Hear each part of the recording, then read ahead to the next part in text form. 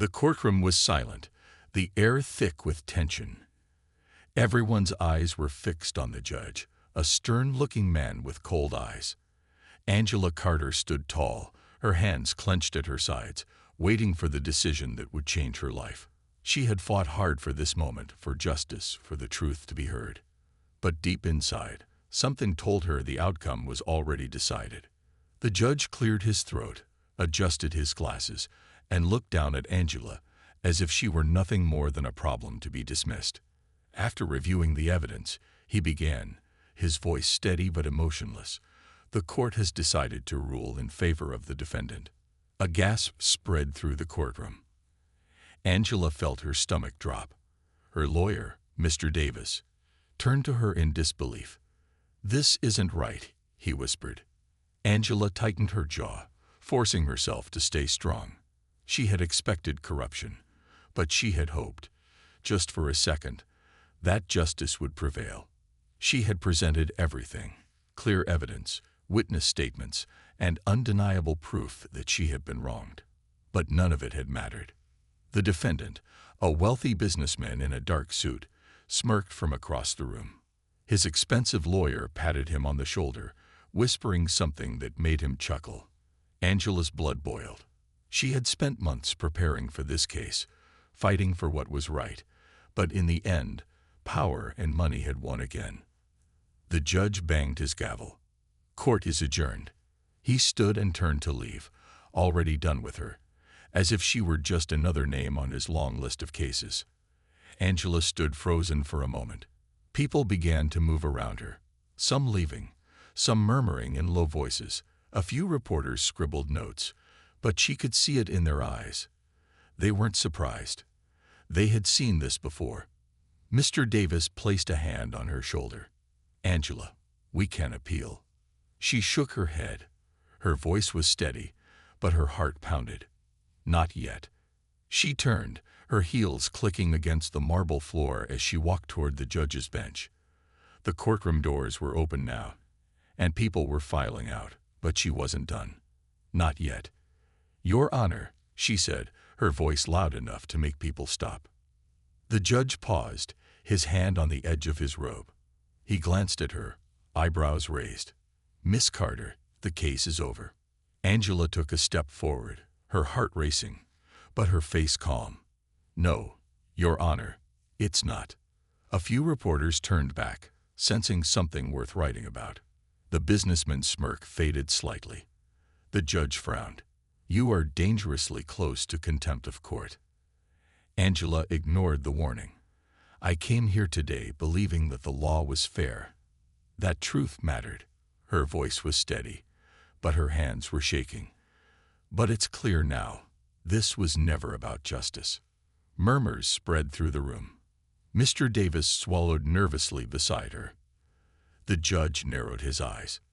"Miss Carter, if you continue this..." "What happens if I continue?" She interrupted, her voice sharp. "Will you silence me like you silence every person who doesn't have money, who doesn't have power?" Silence fell.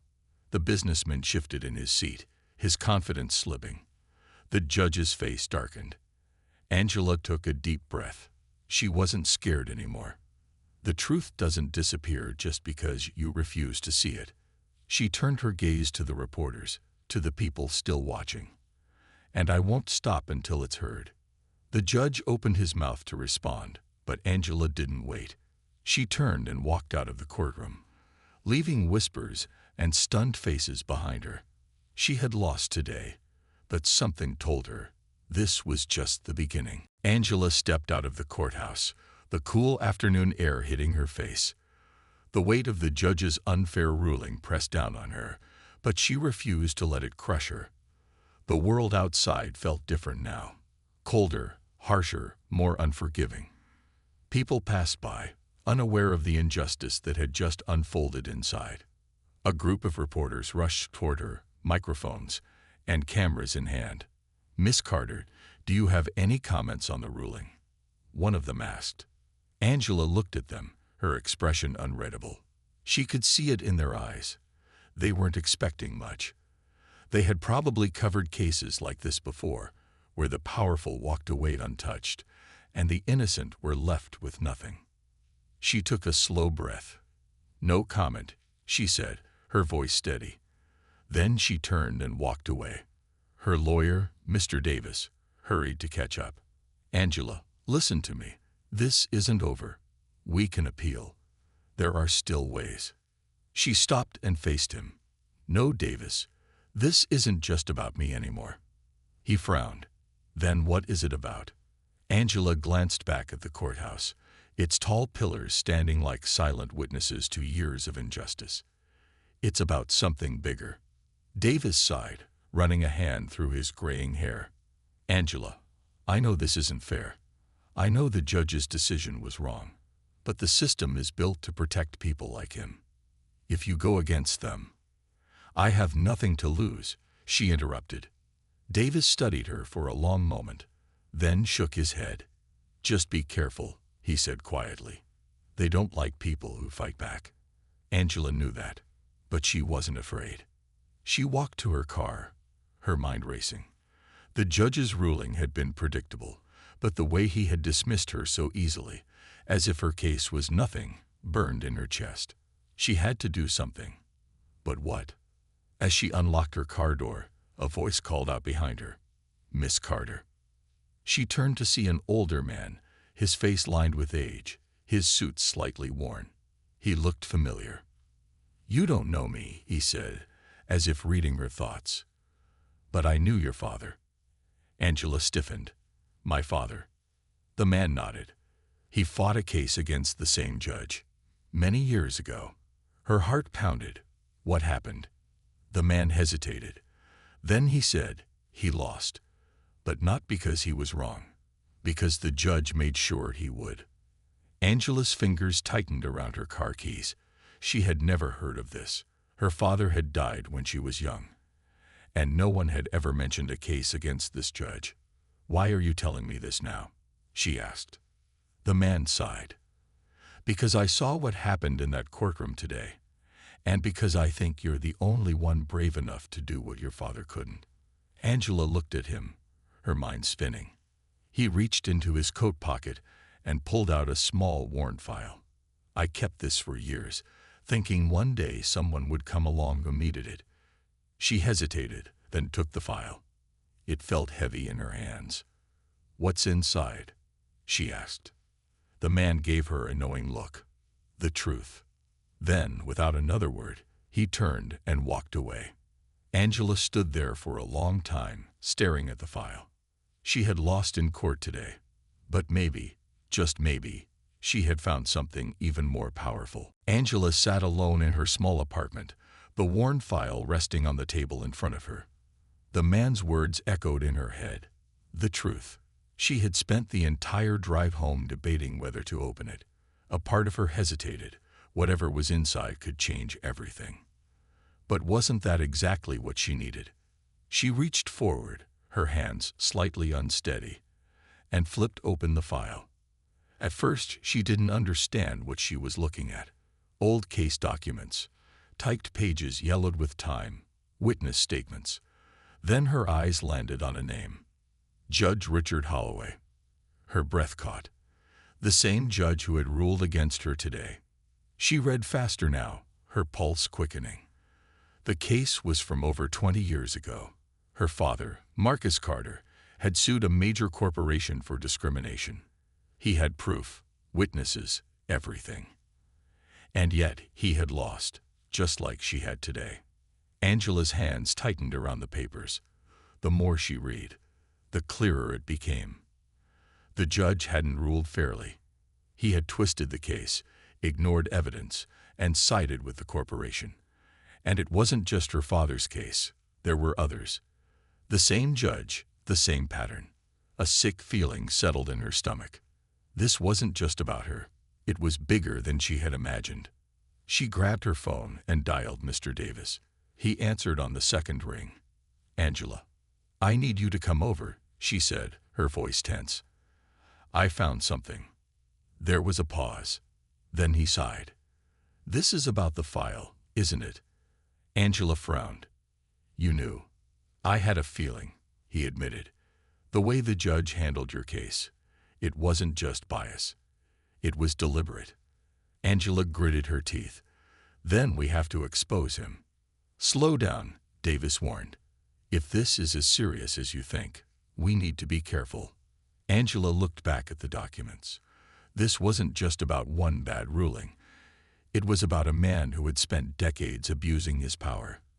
And she wasn't going to let it continue. Come over, she said. We don't have time to be careful.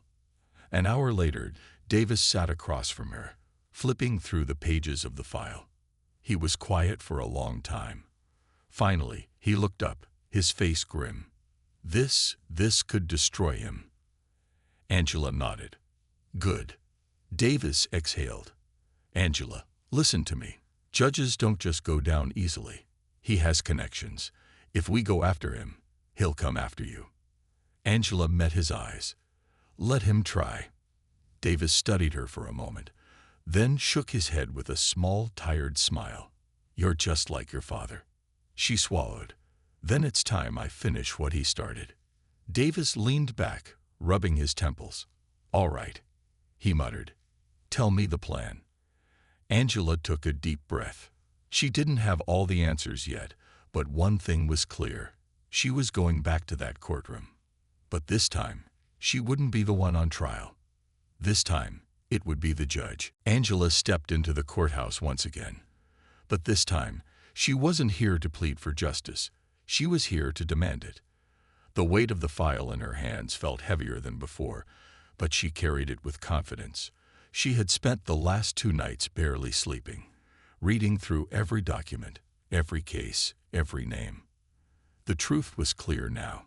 Judge Richard Holloway wasn't just biased, he was corrupt, and she had the proof to expose him. Mr. Davis walked beside her, his expression tense. Are you sure about this? He whispered as they entered the courtroom. Angela didn't hesitate. Absolutely. The room was already filling up. Reporters, lawyers, people who had been following her case. It seemed her outburst after the last ruling had caught attention. Some of the same journalists were here, waiting to see what she would do next. At the front of the room, Judge Holloway sat in his usual place, looking just as cold and untouchable as before. When he saw Angela, something flickered in his eyes. Annoyance, maybe even amusement. He leaned forward slightly. Miss Carter, he said, his voice smooth but sharp. This is unexpected. I don't believe you have any scheduled hearings today. Angela stepped forward, standing tall. That's true, Your Honor, she said, her voice strong and clear. But I have something that the court needs to hear. Murmurs spread through the room. The judge raised an eyebrow. This is highly unusual. If you wish to appeal, there is a process. I'm not here to appeal, Angela interrupted. I'm here to present evidence of judicial misconduct. The room went silent. A few people gasped. Even the reporters, who had been casually jotting notes, suddenly sat up straighter, their cameras ready. The judge's expression hardened. Excuse me. Angela took a step closer.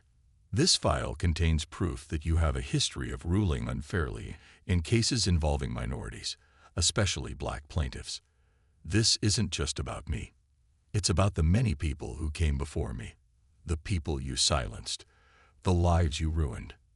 The judge's fingers tightened on the desk. This is outrageous, he snapped. I will not tolerate baseless accusations in my courtroom. Angela didn't flinch. These are not accusations. These are facts. She held up the file. And they're all right here. A low murmur filled the room again. Reporters whispered among themselves, their pens flying across notepads. Some even started typing on their phones, no doubt sending updates to the media. The judge's face darkened. Miss Carter, you are dangerously close to contempt of court. Angela took a deep breath. With all due respect, Your Honor, I think you're the one who should be worried about contempt. For the first time, the judge looked unsure. His eyes flickered toward the courtroom doors, as if considering whether to call security. But it was too late. The room was already buzzing with too many witnesses, too many people listening, waiting, ready to report every word he said. Mr. Davis stepped forward. "Your Honor, given the severity of these allegations, I believe it is within our rights to request an independent review of Judge Holloway's past rulings." A sharp voice cut through the air before the judge could respond. "I second that request." Angela turned and saw another lawyer rising from his seat, a man she recognized from past cases. More voices followed. One by one, other attorneys, activists, and even former plaintiffs stood up, their voices joining together. Angela's heart pounded. She had walked in here alone, but she wasn't alone anymore. Judge Holloway's face was unreadable, but Angela could see it in his eyes. Fear. For the first time, he realized. His power, his protection, his control over the courtroom. It was slipping away. The courtroom felt different now. The air was thick with tension, but for the first time, Angela wasn't the one standing on shaky ground. Judge Holloway, the man who had ruled unfairly for years without consequence, was no longer in full control. The murmurs in the room had grown louder, people whispering to each other, lawyers exchanging glances. The reporters were already typing, recording every second of what was unfolding. The judge's jaw tightened. "This is absurd," he said sharply. "This courtroom is not a place for theatrics, Miss Carter." Angela held her ground. "It's not theatrics. It's the truth." She placed the file on the desk in front of her and slid it toward the court clerk. "Everything you need is in here. Documents, witness statements, case records, all showing a clear pattern of biased rulings." The clerk hesitated, glancing at the judge. Judge Holloway's hand clenched into a fist. "This is highly inappropriate," he said, his voice colder now. "If you have complaints, there is a legal process." Angela didn't let him finish. "The legal process is broken when the person in charge of justice is the one abusing it." Gasps rippled through the room. Judge Holloway's face turned red. "Miss Carter, you are out of line."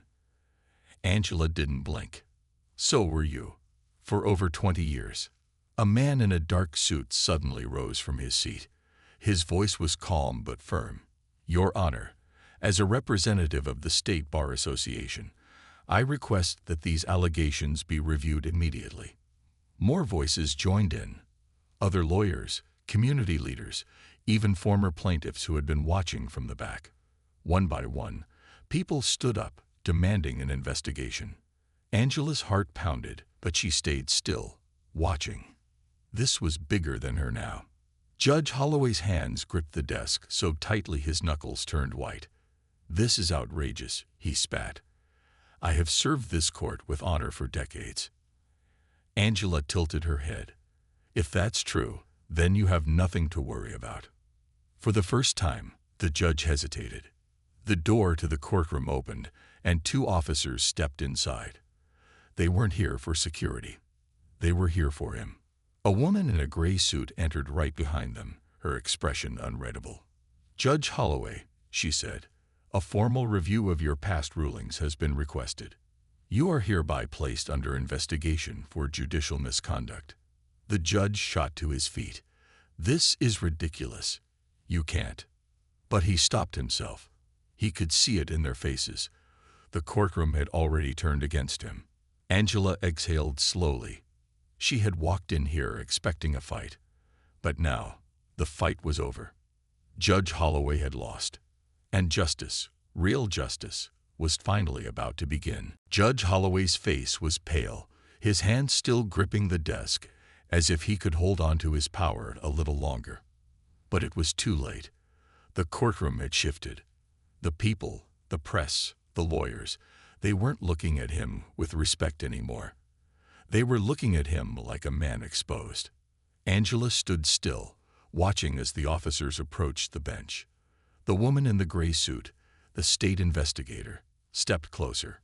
"Your Honor," she said, her voice steady but firm. "Given the allegations and the evidence presented, you are required to step down while the investigation proceeds." The judge scoffed, shaking his head. "This is a disgrace," he muttered. "A complete mockery of the system." Angela crossed her arms. "No, Your Honor. The mockery was allowing you to rule over cases you had no right to judge. The room was silent. Every eye was on Holloway. One of the officers held out a document. "Sir, we need you to come with us for questioning." For a moment, Holloway didn't move. His jaw clenched, his nostrils flared, and for the first time, Angela saw something in his eyes that she had never seen before. Fear. Then, without another word, he stepped down from the bench. His robe billowed slightly as he moved, but there was no authority left in it. He wasn't a judge anymore, just a man whose power had finally run out. Reporters scrambled forward, cameras flashing, pens scratching against notepads. Questions flew from every direction. "Judge Holloway, did you intentionally rule against minorities? Will you be resigning permanently? How many cases have you wrongfully judged?" Holloway didn't answer. His face was stone, his eyes locked straight ahead as the officers escorted him out of the room. The heavy courtroom doors swung shut behind him, and just like that, he was gone. The silence that followed was thick with shock. Then, slowly, people began whispering, some shaking their heads, others nodding as if they had always known this day would come. Angela let out a breath she hadn't realized she was holding. Her body felt lighter, but her mind was still racing. This wasn't the end. There would be trials, investigations, and the battle for true justice was far from over. But for now, she had done what she came to do. Mr. Davis placed a hand on her shoulder. "Angela," he said quietly, his voice filled with something she hadn't heard before. "Pride. You did it." Angela looked up at him, her throat tight. "Not just me," she said. She turned to the people still in the courtroom, the ones who had stood up, who had spoken out, who had demanded justice alongside her. This was bigger than her, bigger than her father's case, bigger than one unfair ruling. It was about all the people who had been silenced before, and now finally, they were being heard. "You said." Angela stepped out of the courthouse, the sun warm on her skin. The air felt different, lighter, freer, as if the weight of injustice that had pressed down on her for so long had finally lifted. Behind her, reporters scrambled to get statements, people murmured in hushed voices, and legal experts debated what would happen next. But Angela wasn't thinking about any of that. She was thinking about her father. She reached into her bag and pulled out the warrant file, the one that had started it all. She flipped through the pages, stopping at an old, faded photograph clipped to one of the documents. Her father, Marcus Carter, stood outside this very courthouse, his expression determined. She had no memories of him standing here, but now, after everything, she felt closer to him than ever. Mr. Davis walked up beside her. "It's not over," he said, glancing back at the courthouse doors. "The investigation will take time, and Holloway will fight back if he can." Angela nodded. "I know." She closed the file and held it close to her chest. "But for the first time, we have a real chance." Davis gave her a small smile. "Your father would be proud." Angela swallowed hard. She had spent years wondering what he would have wanted her to do, whether he would have told her to let it go or fight until the end. Now she didn't have to wonder. She knew. A voice called her name. Angela turned and saw a group of people approaching. Some were reporters, but others were different. A woman stepped forward, her eyes filled with emotion. "My brother had a case in front of Judge Holloway years ago," she said. "He always told us the judge was corrupt, but no one believed him.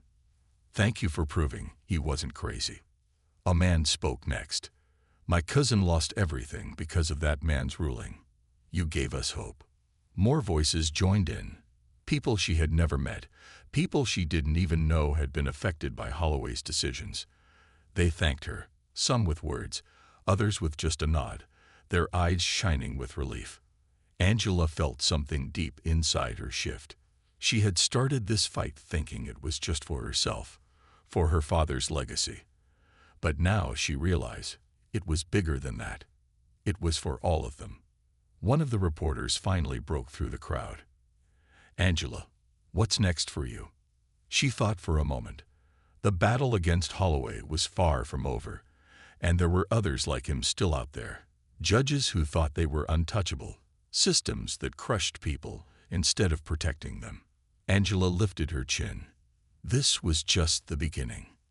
She turned and walked away, leaving behind the courthouse that had once tried to silence her. But now, the world was listening, and she wasn't stopping anytime soon.